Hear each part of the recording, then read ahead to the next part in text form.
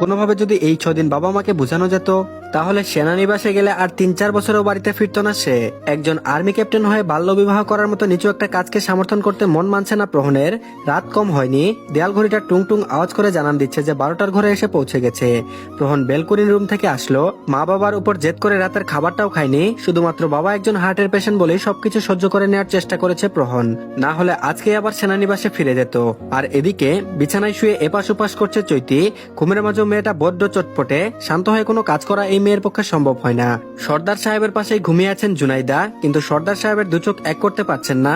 শোয়া থেকে উঠে তিনি চলে গেলেন মেয়ের রুমে। পুরো বিছানা দখল করে ঘুমিয়ে আছে চৈতি। সর্দার সাহেব মেয়ের মাথার কাছে বসলেন, মাথায় হাত বুলিয়ে দিয়ে কপালে চুমু খেলেন। মেয়ের মাথায় হাত বুলিয়ে দিতে দিতে বললেন, আমাকে ক্ষমা করিস আম্মা, আব্বু যা করছে তোর ভালোর জন্যই করছে।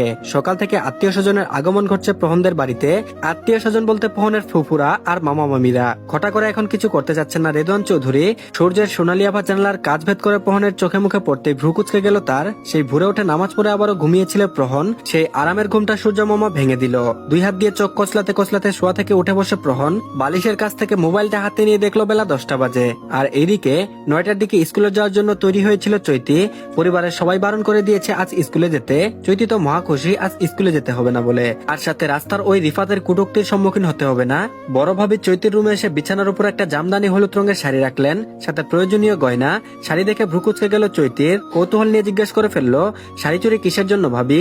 রূপা কিছু বলতে যাবে তখন ওই জুনাইদা রূপাকে ডেকে বললেন, বড় বউ এইদিকে আসো, চৈতির সব প্রশ্নের উত্তর সে পেয়ে যাবে।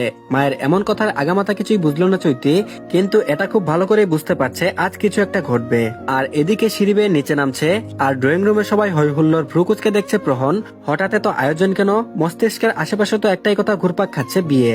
প্রহনকে দেখে তার বড় মামি এগিয়ে এসে বললেন, এই বিয়েতে সত্যি তোমার মত আছে তো?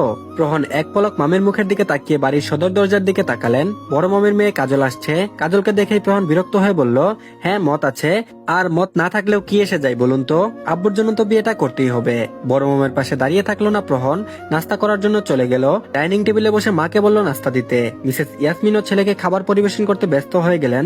পরোটা ছিঁড়ে মাংস ভুনা দিয়ে যেই মুখে পড়তে যাবে, তখন ওই পেছন থেকে কাজিন দলের কেউ একজন বলে উঠলো, ভাই নাস্তা খাওয়া শেষে রুমে গিয়ে মানসিকভাবে বিয়ের প্রস্তুতি নিয়ে। হঠাৎ এমন কথা শুনে পেছনে তাকালো প্রহন। কাজিনরা সবাই মিলে একসাথে সোফায় বসে গল্প করছে। তার মধ্য থেকে প্রহনের সমবয়সী ইফতি কথাটা বলে উঠলো, কিরে প্রহন বসে আছিস কেন, খেয়ে নে। মায়ের দিকে এক পলক তাকিয়ে বসা থেকে উঠে বাইরে বেরিয়ে গেল প্রহন। খাবারটা টেবিলের উপর রয়ে গেল। সবাই শুধু হা করে তাকিয়েছিল প্রহনের চলে যাওয়ার দিকে। মিসেস ইয়াসমিন ইফতির কাছে গিয়ে বলল, ছেলেটাকে শান্তিমতো একটু খেতেও দিলি না তুই? কি দরকার ছিল বলতো ওকে এখনই কথাটা বলার?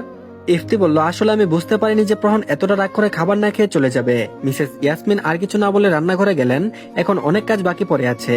আর এদিকে বিছানায় বসে পা দুলাচ্ছেন চৈতি। বাড়ির এত আয়োজন সব তার মাথার উপর দিয়ে যাচ্ছে। বসা থেকে উঠে দরজার কাছে দাঁড়িয়ে পর্দা সরিয়ে বাইরে উকি মেরে দেখলো সবাই কাজে ব্যস্ত। দরজার কাছ থেকে সরে এলো জানলার পাশে, এসে দাঁড়িয়ে বাইরের বিশাল বড় মাঠের দিকে দৃষ্টি নিক্ষেপ করলো। পাশের বাড়ির মিতা আরো কয়েকজন মিলে কি সুন্দর মুক্ত পাখির মতো ছুটে বেড়াচ্ছেন সেই মাঠে। চৈতির মনটাও আনচান করছে খোলা মাঠে আকাশের নিচে সবুজ ঘাসের বিশাল মাঠে দৌড়ে বেড়াতে। চৈতি মুচকে এসে রুম থেকে বের হয়ে যাবার সময় আবারও কিছু একটা মনে পড়তেই স্থির হয়ে দাঁড়িয়ে গেল।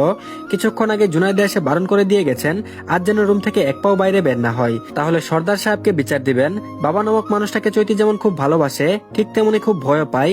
তার এখনো স্পষ্ট মনে আছে সেবার ক্লাস 5-এ পরীক্ষা দিয়ে বাড়ি ফিরতে অনেক দেরি করে ফেলেছিল চৈতি। সন্ধ্যা গাঢ় হয়ে গিয়েছিল, চারদিকে অন্ধকার ঘনিয়ে এসেছিল।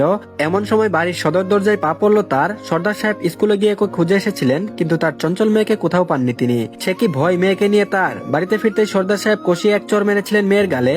সেবার প্রথম হাত তুলেছিলেন মেয়ের গায়ে। এত দেরি হওয়ার কারণ জানতে চাইলে চৈতির উত্তর ছিল, দারোয়ান চাচার বাগানে আম চুরি করতে গিয়ে ধরা খেয়ে 30 বার কান ধরে উঠবস করতেই এত দেরি হয়ে গেছে। মেয়ের মুখে এমন কথা শুনে সর্দার সাহেব তাজ্জব বনে গিয়েছিলেন। সেই চোর খেয়ে রাতে কি যে জ্বর এসেছিল চৈতির, তা ভাবতেই গালে হাত চলে গেল তার। চৈতি রুম থেকে বের হয়ে জানলার পাশে দাঁড়িয়ে চেয়ে রইল আকাশ পানে। বাড়ির উঠানে দাঁড়িয়ে সর্দার সাহেব চিল্লাচিল্লি করছেন। বেলা প্রায় 12টা বেজে গেছে। চৈতিকে তৈরি করিয়ে এখনো হলুদ মাখিয়ে গোসল করালো না কেন? এটাই হলো সর্দার সাহেবের রেগে যাবার একমাত্র কারণ। শ্বশুরের এমন চিৎকার চেঁচামেচি শুনে রান্নাঘর থেকে বেরিয়ে আসে চৈতির রুমে চলে গেল রূপা।